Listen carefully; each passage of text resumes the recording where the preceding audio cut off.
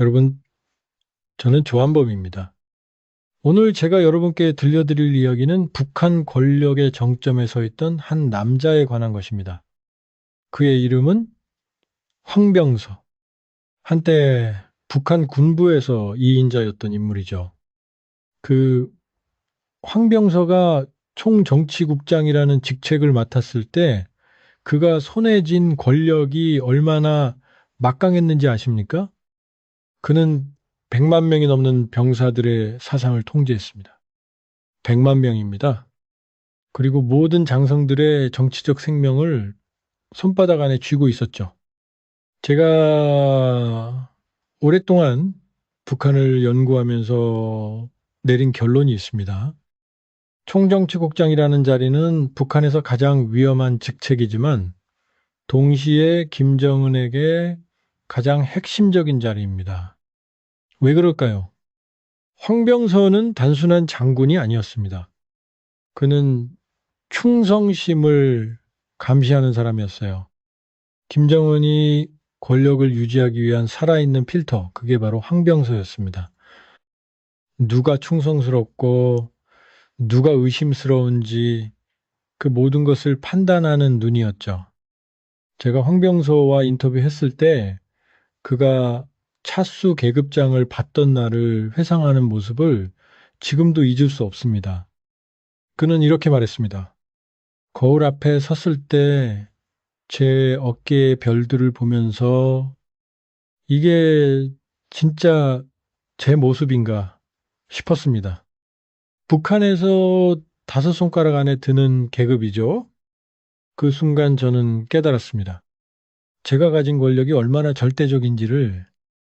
여러분, 이 말을 들으면서 저는 한 가지 생각을 했습니다.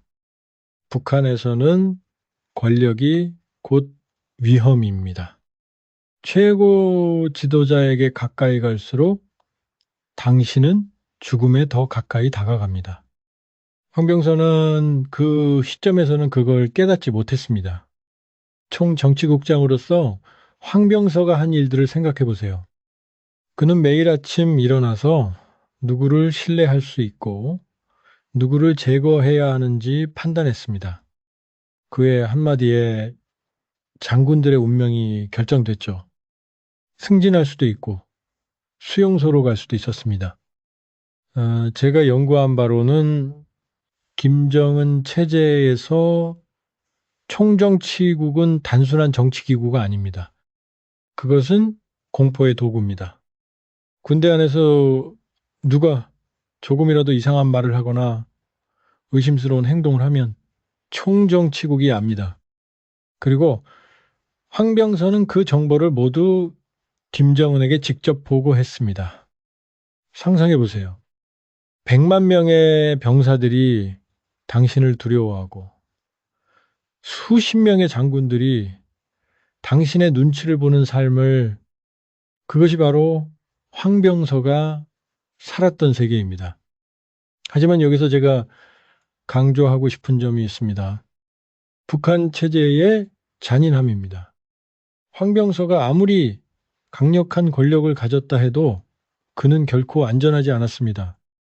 왜냐하면 북한에서는 김정은 단 한 사람만이 진정한 권력자이기 때문입니다. 황병서가 차수 계급장을 달고 거울 앞에 섰을 때 그는 자신이 정점에 도달했다고 생각했을 겁니다. 하지만 그것은 착각이었죠. 그는 이미 추락의 시작점에 서 있었던 겁니다. 제가 여러분께 이 이야기를 하는 이유는 무엇일까요? 북한 권력 구조의 본질을 이해시키기 위해서입니다. 북한에서는 아무리 높이 올라가도 당신은 언제든지 떨어질 수 있습니다. 그리고 그 추락은 한순간에 일어납니다. 황병서의 권력이 가장 강했던 시절, 그는 김정은의 오른팔이었습니다. 중요한 결정마다 그의 의견이 반영됐고 군부의 모든 인사가 그의 손을 거쳤죠. 그러나 바로 그 순간이 가장 위험한 때였습니다. 북한에서는 이런 말이 있습니다. 최고 지도자에게 가까울수록 칼날도 가깝다. 황병서는 그 칼날이 자신을 향할 줄 몰랐던 겁니다. 여러분, 2017년에 무슨 일이 일어났는지 아십니까? 황병서의 인생이 완전히 무너진 그 순간 말입니다. 저는 이 사건을 연구하면서 북한 체제의 관계를 다시 한번 확인했습니다. 예, 그날은 평범한 날이었습니다. 황병서는 김정은에게 공식 보고를 하러 갔죠. 차수 계급장을 단총 정치국장으로서 그는 수없이 이런 보고를 해왔습니다. 하지만 그날은 달랐습니다. 황병서가 직접 제게 그때를 회상하며 이렇게 말했습니다.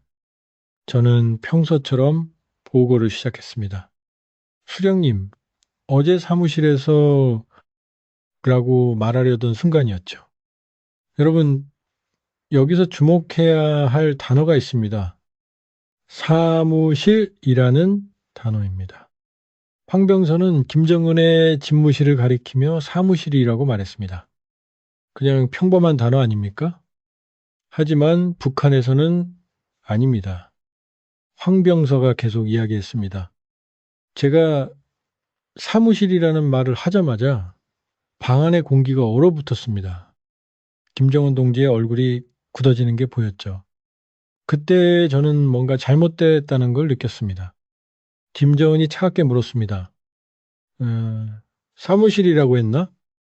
네. 수령님, 여기가 그냥 사무실인가?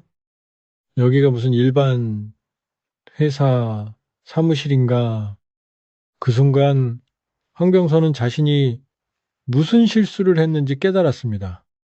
그는 수령님의 신성한 집무실이라고 말했어야 했습니다. 아니면 최소한 영도실이라는 표현을 써야 했죠. 황병서가 제게 말했습니다. 방안이 조용해졌습니다. 너무나 조용해서 제 심장 소리가 들릴 것 같았어요. 참석했던 다른 간부들은 모두 고개를 숙이고 있었죠. 아무도 저를 쳐다보지 않았습니다. 여러분, 제가 이 이야기를 처음 들었을 때 믿을 수 없었습니다. 단어 하나 때문에, 정말 단어 하나 때문에 한 사람의 인생이 무너질 수 있단 말입니까? 하지만 저는 오랫동안 북한을 연구해 왔습니다. 그리고 이것이 단순한 언어 실수가 아니라는 걸 알고 있습니다. 북한 체제의 논리에서는 이것은 사상적 오류입니다. 제가 분석한 바로는 이렇습니다. 북한에서 언어는 곧 충성심입니다. 당신이 어떤 단어를 선택하느냐가 당신의 사상을 드러냅니다. 잘못된 단어를 사용한다는 것은 잘못된 생각을 가지고 있다는 뜻이죠. 김정은의 집무실을 사무실이라고 부른다는 것은 무엇을 의미합니까? 그것은 김정은을 평범한 사람으로 본다는 뜻입니다. 신성함을 인정하지 않는다는 뜻이죠. 북한 체제에서 이것은 용납할 수 없는 일입니다. 황병서는 그 자리에서 즉각 조사를 받게 됐습니다. 차수에서 대자로 6계급이나 강등됐죠. 여러분, 6계급입니다. 하루아침에 장군에서 대령으로 떨어진 겁니다. 하지만 그게 끝이 아니었습니다. 황병서가 말했습니다. 저는 모든 직책에서 해임됐습니다. 총정치국장, 당 중앙위원회 위원 모든 것이 박탈됐죠. 그리고 사상 개조를 받으러 가야 한다는 명령을 받았습니다. 사상 개조. 북한에서 이 말이 무엇을 의미하는지 아십니까? 그것은 당신이 정치적으로 죽었다는 뜻입니다. 당신의 사상이 썩었으니 다시 교육받아야 한다는 거죠. 제가 여기서 강조하고 싶은 것은 김정은이 그 단어 때문에 처벌한 게 아니라는 점입니다. 그는 두려움 때문에 처벌한 겁니다. 자신의 권력이 더 이상 절대적이지 않다는 두려움 말입니다. 생각해 보세요. 황병서는 총정치국장이었습니다. 군부의 충성심을 관리하는 사람이죠. 만약 그런 사람조차 김정은을 제대로 떠받들지 않는다면 다른 사람들은 어떻겠습니까? 김정은은 본보기를 만들어야 했습니다. 그래서 황병서를 처벌한 겁니다. 봐라. 아무리 높은 자리에 있어도 나를 제대로 섬기지 않으면 이렇게 된다라는 메시지를 보낸 거죠. 황병서의 추락은 너무나 급격했습니다. 어제까지만 해도 100만 군인을 통제하던 사람이 오늘은 조사를 받는 처지가 됐습니다. 어제까지 장군들이 떨며 인사하던 사람이 오늘은 고개를 들지 못하는 신세가 됐죠. 제가 황병서에게 물었습니다. 그때 기분이 어땠습니까? 그는 한참을 침묵하다가 대답했습니다. 믿을 수 없었습니다. 이게 현실인지 꿈인지 구분이 안 됐어요. 30년 넘게 당에 충성했는데 단어 하나로 모든 게 무너지다니. 저는 계속 생각했습니다. 내가 뭘 잘못했지? 정말 그 단어 하나가 문제였나? 하고요. 여러분, 이것이 북한 체제의 본질입니다. 합리성이 없습니다. 논리가 없습니다. 오직 공포만 있을 뿐이죠. 황병서는 조사를 받으면서 수없이 자아 비판을 써야 했습니다. 매일같이 나는 수령님께 불충했다. 나는 혁명적 사상이 부족했다라고 써 내려가야 했죠. 그리고 가장 굴욕적인 일이 기다리고 있었습니다. 당사 청소였습니다. 저는 당사마당을 쓸어야 했습니다. 한때 차수였던 사람이 빗자루를 들고 마당을 쓸었습니다. 지나가는 사람들이 저를 봤죠. 어떤 이들은 동정의 눈빛을, 어떤 이들은 경멸의 눈빛을 보냈습니다. 제가 분석한 바로는 이것은 체계적인 심리적 테러입니다. 북한 당국은 황병서 개인만 처벌하는 게 아니었습니다. 그의 가족까지 무너뜨리려 했죠. 황병서의 아들은 일자리를 잃었습니다.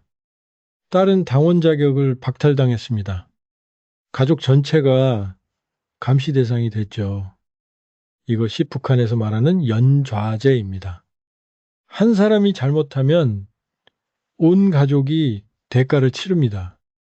이것은 개인을 처벌하는 게 아닙니다. 한 가문을 완전히 무너뜨리는 겁니다. 황병서가 말했습니다. 가장 힘들었던 건 가족들의 눈빛이었습니다. 그들은 저를 원망하지 않았어요.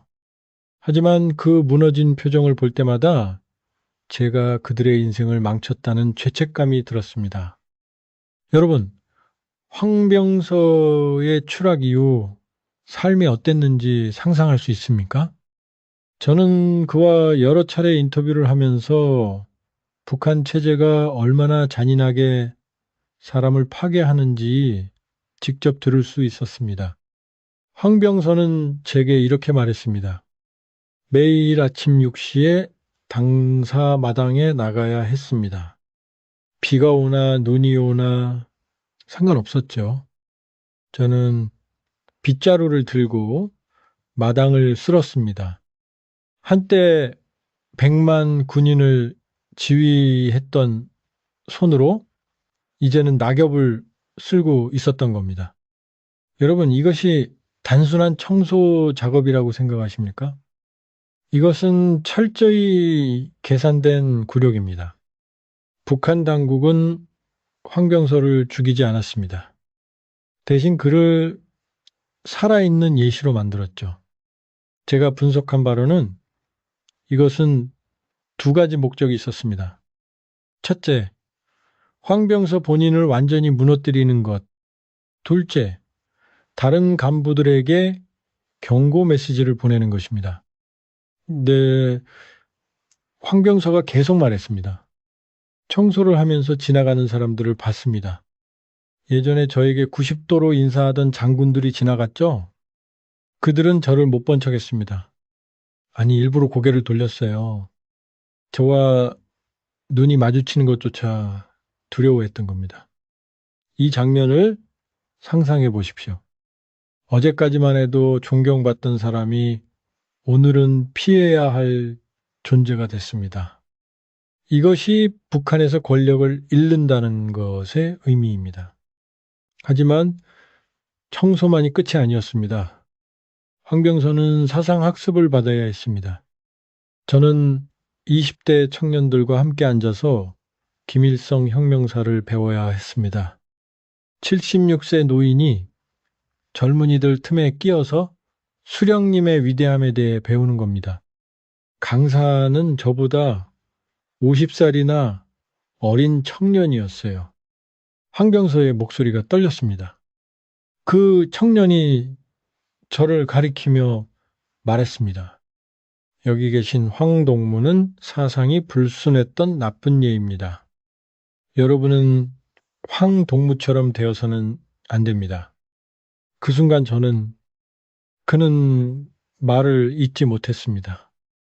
저는 그가 눈물을 참는 것을 봤습니다. 여러분, 이것은 단순한 교육이 아닙니다. 이것은 체계적인 인격 파괴입니다. 북한 당국은 황병서의 존엄성을 완전히 짓밟으려 했던 겁니다. 제가 그에게 물었습니다. 가장 힘든 순간이 언제였습니까? 황병서는 한참을 생각하다가 대답했습니다. 자아 비판서를 쓸 때였습니다. 저는 수백 번 자아 비판서를 써야 했어요. 매번 충분하지 않다. 진정성이 없다며 다시 쓰라고 했죠. 저는 밤새워 썼습니다. 나는 수령님을 배신했다. 나는 당의 은혜를 저버렸다. 나는 혁명의 적이다.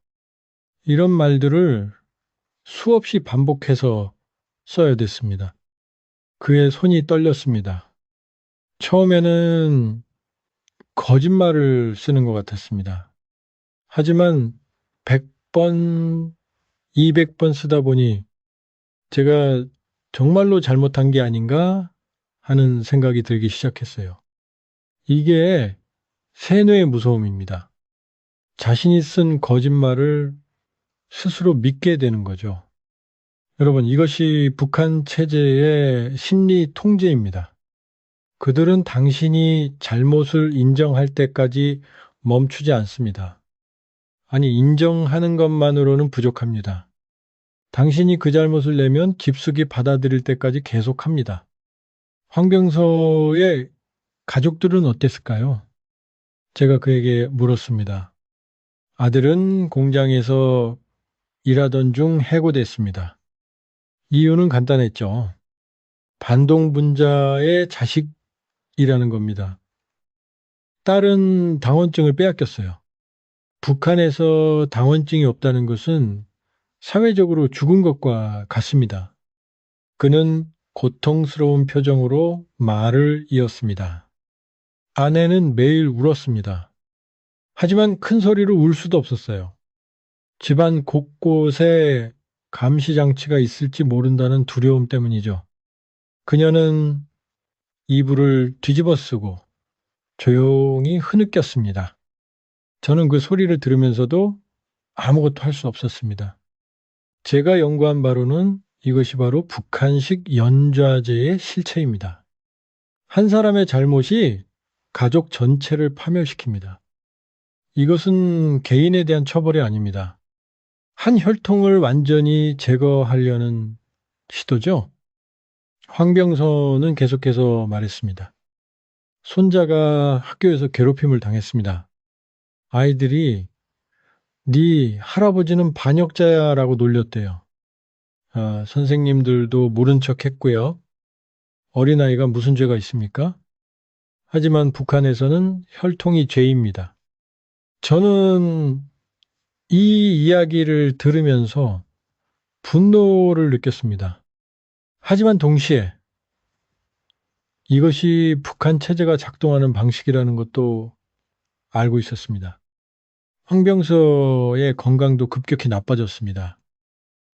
저는 당뇨병이 있었습니다. 하지만 약을 구할 수 없었어요. 한때 특권층으로서 받았던 의료 혜택은 모두 사라졌죠. 일반 주민들처럼 시장에서 밀수된 중국산 약을 사야 했습니다. 그것도 돈이 있어야 가능한 일이었고요. 그는 쓴 웃음을 지었습니다. 차수였을 때는 최고급 병원에서 치료를 받았습니다. 전문 의사들이 저를 돌봤죠. 하지만 이제는 동네 보건소조차 가기 힘들었습니다. 제가 들어가면 사람들이 수군거렸으니까요. 저 사람 황병서 아니야 하면서 말입니다. 여러분, 황병서는 몇 년을 이렇게 살았습니다. 매일 감시당하고 매일 굴욕당하고 매일 두려움 속에서 살았죠. 제가 물었습니다. 그렇게 살면서 무슨 생각을 하셨습니까? 황병서는 깊은 한숨을 쉬었습니다. 처음에는 복수를 생각했습니다. 언젠가 기회가 오면 이 모든 걸 되갚아 주겠다고 다짐했죠. 하지만 시간이 지나면서 저는 그냥 살아남는 것만 생각했습니다. 내일도 무사히 눈을 뜰 수 있을까? 가족들이 더 큰 고통을 받진 않을까? 그런 걱정만 했어요. 그는 제 눈을 똑바로 쳐다봤습니다. 북한은 저를 죽이지 않았습니다. 하지만 저를 살려두지도 않았어요. 저는 그저 숨만 쉬고 있는 시체였습니다. 영혼은 이미 죽어 있었죠. 저는 이 말을 들으면서 깨달았습니다. 북한 체제는 즉각적인 처형보다 더 잔인한 방법을 알고 있습니다. 그것은 바로 살아있는 죽음입니다. 황병서는 매일 아침 일어나서 거울을 봤습니다. 거울 속에 제 모습을 보면서 생각했습니다. 이 사람이 정말 나인가? 차수 계급장을 달고 당당하게 걷던 그 사람은 어디로 갔는지 이제 거울에는 겁에 질린 늙은이만 보였습니다. 여러분, 2025년 초에 무슨 일이 일어났는지 아십니까? 황병서에게 마지막 경고가 왔습니다. 그것도 가장 끔찍한 형태로 말이죠. 황병서가 제게 그날을 회상하며 말했습니다. 2025년 1월 어느 추운 밤이었습니다. 누군가 제 집 문을 두드렸어요. 저는 즉시 긴장했죠. 한밤중에 문을 두드린다는 것은 좋은 신호가 아니니까요. 그는 잠시 말을 멈췄습니다. 그 순간을 떠올리는 것조차 고통스러운 듯 했습니다. 문을 열었더니 예전 제 부하였던 사람이 서 있었습니다. 그는 주위를 살피더니 속삭였어요. 동무, 지금 당장 떠나야 합니다. 명령이 내려왔습니다. 황병서 일가 완전 제거 명령입니다. 여러분, 완전 제거라는 말의 의미를 아십니까? 북한에서 이 말은 단순한 처형이 아닙니다. 가족 전체를 지우는 겁니다. 흔적도 없이 말이죠. 황병서가 계속 말했습니다. 저는 그 말을 듣고 다리에 힘이 풀렸습니다. 하지만 놀랍지는 않았어요. 어느 정도 예상하고 있었으니까요. 북한에서는 이런 일이 일어나니까요. 제가 물었습니다. 왜 그 부하는 당신에게 경고를 했습니까? 그것은 그 자신도 위험에 빠뜨리는 행동 아니었습니까? 황병서는 고개를 끄덕였습니다. 그는 목숨을 걸고 저에게 온 겁니다. 그가 말했어요. 동무께서 총정치국장이셨을 때 제 가족을 구해주셨습니다. 이제 제가 은혜를 갚을 차례입니다. 그리고 그는 사라졌습니다. 저는 그의 이름조차 말할 수 없습니다. 그가 아직 북한에 있을 수도 있으니까요. 저는 이 부분에서 북한 사회의 복잡성을 봤습니다. 공포와 감시의 체제 속에서도 여전히 인간적인 의리가 남아있다는 것 말입니다. 황병서는 그날 밤 가족회의를 했습니다. 저는 아내와 아들, 딸을 불러 모았습니다. 그리고 사실을 말했죠. 우리 가족 전체가 제거 대상이 됐다고요. 아내는 울지 않았습니다. 이미 예상했던 것 같았어요. 하지만 아이들, 아이들의 얼굴을 보는 것이 가장 고통스러웠습니다. 그의 목소리가 떨렸습니다. 제 딸이 물었습니다. 아버지, 우리 다 죽는 건가요? 저는 대답할 수 없었습니다.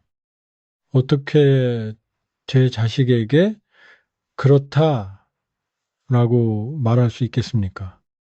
여러분, 제가 이 이야기를 연구하면서 깨달은 것이 있습니다. 김정은 체제는 왜 이 시점에 황병서를 제거하려 했을까요? 제 분석으로는 이렇습니다. 2025년은 김정은이 권력을 재편하는 시기였습니다. 과거 권력층의 잔재를 완전히 지우고 자신만의 세대를 세우려 했죠. 황병서는 과거의 상징이었습니다.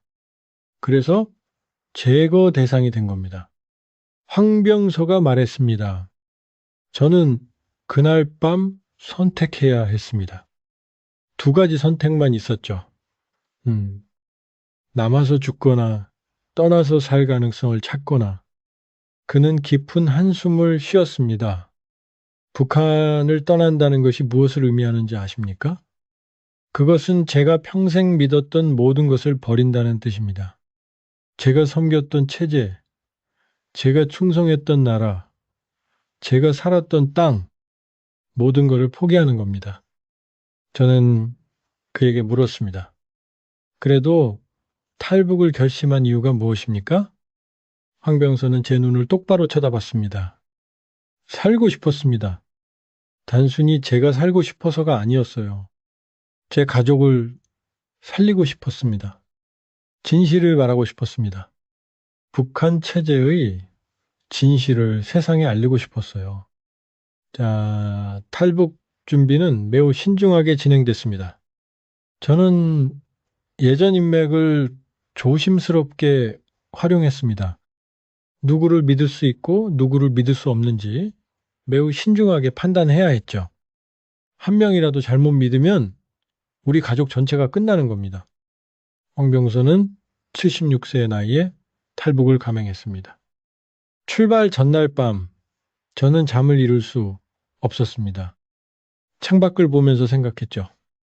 이것이 내가 마지막으로 보는 평양의 밤하늘인가 하고요. 평생을 살았던 이 땅을 떠난다는 것이 실감나지 않았습니다. 탈북 당일의 이야기는 더욱 긴박했습니다. 새벽 4시에 출발했습니다. 화물 트럭에 숨어서 말이죠. 트럭 뒤편 상자들 사이에 작은 공간이 있었어요. 그곳에 제 아내와 함께 몸을 숨겼습니다. 그는 그 순간을 생생하게 기억하고 있었습니다. 트럭이 움직이기 시작했습니다. 매 순간이 공포였어요. 검문소를 지날 때마다 심장이 터질 것 같았죠. 군인들의 목소리가 들렸습니다. 화물 확인합니다. 저는 아내의 손을 꽉 잡았습니다. 우리 둘 다 숨소리조차 내지 않으려 했어요. 여러분 상상해 보십시오. 76세의 노인이 화물트럭 상자 속에 숨어서 숨죽이고 있는 모습을요. 한 검문소에서 군인이 트럭 뒤편을 확인하기 시작했습니다. 손전등 불빛이 상자들 사이를 비췄어요. 저는 그 순간 이제 끝났구나 생각했습니다. 하지만 운전사가 뭐라고 말했고 군인은 그냥 지나갔습니다. 네, 황병서는 그렇게 북중 접경 지역까지 도착했습니다. 가장 어려운 부분이 남아 있었습니다. 두만강을 건너는 것이죠. 1월의 두만강은 얼음으로 덮여 있었지만 완전히 얼지는 않았어요. 부분적으로 깨진 곳들이 있었습니다. 그가 말을 이었습니다. 안내인이 말했습니다. 여기서 강을 건너야 합니다. 조용히 빠르게. 저는 아내를 봤습니다. 그녀는 고개를 끄덕였어요. 갑시다. 라고 말하는 듯 했죠. 두만강을 건너는 순간이 가장 위험했습니다. 얼음 위를 걷기 시작했습니다. 한 걸음 한 걸음이 조심스러웠어요. 얼음이 깨지는 소리가 들렸습니다. 드득, 드득 하고요. 저는 생각했습니다. 이렇게 죽는 건가? 자유를 찾으려다 얼음 속에서 죽는 건가? 그러나 그들은 계속 걸었습니다. 중간쯤 왔을 때 북한 쪽에서 불빛이 보였습니다. 순찰대였어요. 안내인이 속삭였습니다. 엎드리세요. 우리는 얼음 위에 엎드렸습니다. 추위가 뼛속까지 파고들었어요. 황병서는 떨리는 목소리로 말했습니다. 순찰대가 지나갔습니다. 저는 아내에게 말했어요. 조금만 더 버텨요. 예, 거의 다 왔어요. 우리는 일어나서 다시 걸었습니다. 그리고 마침내 중국 땅을 밟았습니다. 그 순간 황병서는 무릎을 꿇었습니다. 저는 그 자리에 주저앉았습니다. 울음이 나왔어요. 76년을 살아온 북한 땅을 떠났다는 것이 이제야 실감났습니다. 저는 더 이상 북한 사람이 아니었습니다. 하지만 아직 자유인도 아니었죠. 여러분, 황병서가 중국 땅을 밟았다고 해서 여정이 끝난 것은 아니었습니다. 오히려 그때부터 더 긴 여정이 시작됐죠. 황병서가 제게 말했습니다. 중국에 도착한 순간, 저는 안도했지만 동시에 새로운 두려움을 느꼈습니다. 중국 공안에 붙잡히면 북한으로 송환됩니다. 그것은 곧 죽음을 의미하죠. 그래서 저는 숨어야 했습니다. 제가 연구한 바로는 탈북자들에게 중국은 안전한 곳이 아닙니다. 중국 정부는 탈북자들을 난민으로 인정하지 않고 불법 이민자로 취급하죠. 그리고 그들을 북한으로 송환합니다. 황병서는 중국에서 몇 주를 숨어 지냈습니다. 어두운 방 안에서 지냈습니다. 창문도 열 수 없었고 밖에 나갈 수도 없었어요. 음식은 누군가가 몰래 가져다 줬죠? 저는 그 방에서 생각했습니다. 과연 한국까지 갈 수 있을까 하고요. 그는 한숨을 쉬었습니다. 중국에서 직접 한국으로 갈 수는 없었습니다. 너무 위험했으니까요. 그래서 제3국을 거쳐야 했어요. 브로커들이 루트를 짰습니다.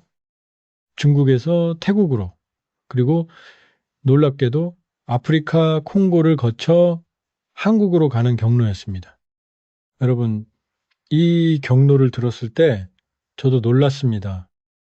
왜 콩고까지 가야 했을까요? 황병서가 설명했습니다. 브로커들의 말로는 그것이 가장 안전한 루트라고 했습니다. 직항로는 추적당할 위험이 크다고요. 돌아서 가는 것이 오히려 안전하다는 논리였죠. 저는 선택의 여지가 없었습니다.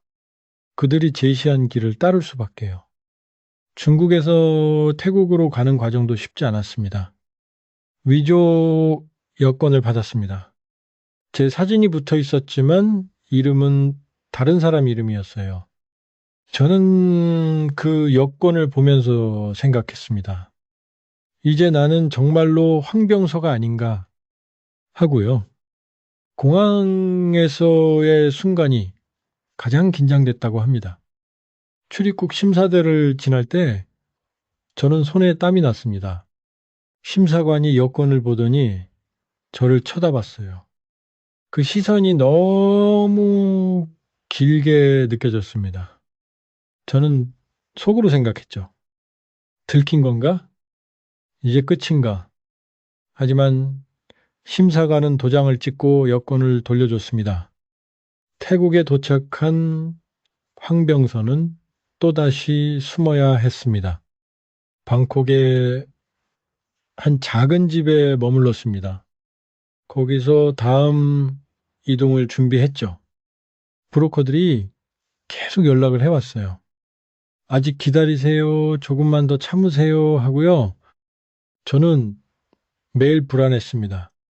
언제 움직일 수 있는지, 정말로 한국에 갈 수 있는지 제가 물었습니다. 네. 그때 가장 무서웠던 것이 무엇이었습니까? 황병선은 즉시 대답했습니다. 북한 요원들이었습니다. 제가 탈북했다는 소식은 이미 북한 당국이 알고 있었을 겁니다. 그들이 저를 찾고 있다는 것을 알았어요. 태국에도 북한 요원들이 있습니다. 저는 혹시 거리에서 그들과 마주칠까봐 두려웠죠? 그는 창밖을 보며 말했습니다. 어느 날 집 앞에서 낯선 남자를 봤습니다. 그가 계속 주위를 둘러보고 있었어요. 저는 즉시 창문에서 물러났습니다. 북한 요원인가 하는 생각이 들었거든요. 그날 밤 저는 잠을 이룰 수 없었습니다. 몇 주 후 황병선은 콩고로 향했습니다. 콩고행 비행기를 탔을 때 저는 믿을 수 없었습니다. 평양에서 태어나 76년을 북한에서 살았던 사람이 이제 아프리카로 간다니요. 인생이 정말 예측할 수 없다는 것을 실감했습니다. 콩고에서의 시간은 황병서에게 또 다른 시련이었습니다. 콩고는 제가 상상했던 것보다 훨씬 혼란스러웠습니다. 안전하지도 않았고요. 저는 작은 호텔방에 숨어 지냈습니다. 브로커들이 곧 한국 대사관과 연결해 줄 것이라고 했지만 날짜는 계속 미뤄졌어요. 그는 쓴 웃음을 지었습니다. 어느 날 문득 생각했습니다. 내가 정말 한국에 갈 수 있을까? 아니면 이렇게 제3국을 떠돌다가 죽는 건가? 하고요. 절망적인 순간들이 많았습니다. 하지만 황병선은 포기하지 않았습니다. 저는 매일 아침 일어나서 스스로에게 말했습니다. 오늘 하루만 더 버티자. 내일이면 희망이 있을지 모른다. 그렇게 하루하루를 버텼어요. 2025년 말 드디어 연락이 왔습니다. 브로커가 전화를 걸어왔습니다. 준비하세요. 내일 한국 대사관으로 갑니다. 저는 그 말을 듣고 무릎을 꿇었어요. 거의 1년에 걸친 여정이 끝나가고 있었던 겁니다. 한국 대사관에 도착한 순간을 황병선은 생생히 기억하고 있었습니다. 대사관 문을 열고 들어갔을 때 태극기가 보였습니다. 처음으로 태극기를 직접 본 순간이었어요. 저는 그 자리에서 울었습니다. 제가 왜 울었는지 모르겠어요. 안도감 때문이었을까요? 아니면 슬픔 때문이었을까요? 대사관 직원들은 황병서를 따뜻하게 맞아줬습니다. 한 직원이 저에게 말했습니다. 이제 안전합니다. 여기는 대한민국 영토입니다. 그 말을 듣는 순간 제 가슴이 터질 것 같았어요. 저는 몇 달 만에 처음으로 안전하다는 느낌을 받았습니다. 대사관에서 신원 확인 절차를 거쳤습니다. 그들은 제가 정말 황병서가 맞는지 확인했습니다. 여러 가지 질문을 했죠. 총정치국장으로 재직할 때 어떤 일을 했습니까? 김정은을 직접 만난 적이 있습니까? 저는 모든 질문에 솔직하게 답했습니다. 제가 물었습니다. 그때 기분이 어땠습니까? 예, 한때 북한 체제를 지키던 사람으로서 이제 그 체제를 증언하는 입장이 된 것에 대해 어떻게 느꼈습니까? 황병선은 긴 침묵 끝에 대답했습니다. 복잡했습니다. 제가 평생 믿었던 것들이 거짓이었다는 것을 인정해야 했으니까요. 하지만 동시에 해방감도 느꼈습니다. 이제는 진실을 말할 수 있다는 자유를 얻었으니까요. 몇 주 후 황병선은 한국행 비행기에 올랐습니다. 비행기가 이륙할 때 저는 창밖을 내다봤습니다. 아프리카 땅이 점점 작아지고 있었어요. 저는 생각했습니다. 정말로 한국에 가는 거구나. 정말로 자유로워지는 거구나. 인천공항에 도착한 것은 2025년 12월이었습니다. 비행기에서 내렸을 때, 한국 땅을 밟았을 때, 저는 주저앉고 싶었습니다. 하지만 참았어요. 아직 절차가 남아 있었으니까요. 통일부 관계자들이 그를 맞이했습니다.